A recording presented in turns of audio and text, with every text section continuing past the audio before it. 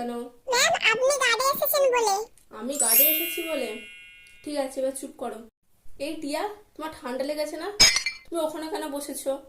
First বেঞ্চে উঠে এসো। হ্যাঁ, উঠে এসো এখানে। এখানটায় বসো। এই, তোরা দুজনে বেস্ট ফ্রেন্ড না? আলাদা কেন বসেছিস? পাশাপাশি বস যা। বেস্ট ফ্রেন্ডকে একটু হেল্প কর। ক্লাসে হেল্প করলে হবে, এখানেও তো একটু হেল্প করতে হবে।